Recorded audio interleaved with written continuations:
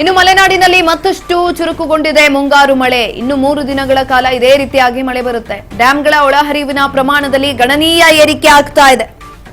Linganamakki, Tunga, Bhadra dam ಒಳಹರಿವು ಜಾಸ್ತಿ ಆಗ್ತಾ ಇದೆ. ಜಲಾಶಯದ ನೀರಿನ ಮಟ್ಟ 1754.40 ಅಡಿ. ಲಿಂಗನಮಕ್ಕಿ ಡ್ಯಾಂನ 29,043 ಕ್ಯೂಸೆಕ್ ನೀರನ್ನ ಹೊರಬಿಡಲಾಗ್ತಾ ಇದೆ. ಇದೀಗ ಜಲಾನಯನ ಪ್ರದೇಶದಲ್ಲಿ 128.4 ಮಿಲಿಮೀಟರ್ ನೀರು. ಮಲೆನಾಡಿನಲ್ಲಿ ಮತ್ತಷ್ಟು ಚುರುಕುಗೊಳ್ತಾ ಇದೆ ಮುಂಗಾರು. ಹಾಗಾಗಿ ಡ್ಯಾಂಗಳ ಒಳಹರಿವಿನ ಪ್ರಮಾಣದಲ್ಲಿ ಗಣನೀಯವಾಗಿ ಏರಿಕೆ ಆಗ್ತಾ ಇರುವಂತದ್ದು. ತುಂಗಾ, ಭದ್ರಾ ಡ್ಯಾಂ ಒಳಹರಿವು ಹೆಚ್ಚಳ ಆಗ್ತಾ ಇದೆ. ಜಲಾಶಯದ ನೀರಿನ ಮಟ್ಟ ಕೂಡ ಜಾಸ್ತಿ ಆಗ್ತಾ ಇರುವಂತದ್ದು. 434 ಕ್ಯೂಸೆಕ್ ನೀರನ್ನ ಹೊರಬಿಡಲಾಗ್ತಾ ಇದೆ.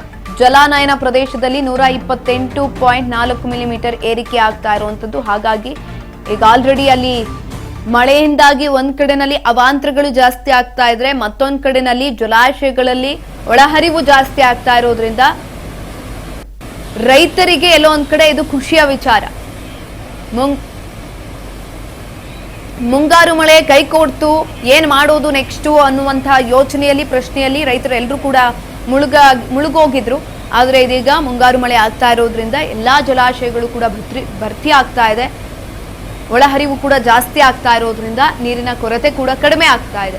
434 ಕ್ಯೂಸೆಕ್ ನೀರನ್ನ ಕೂಡ ಹೊರಗಡೆ ಬಿಡಲಾಗ್ತಾ ಇದೆ ಇದೀಗ.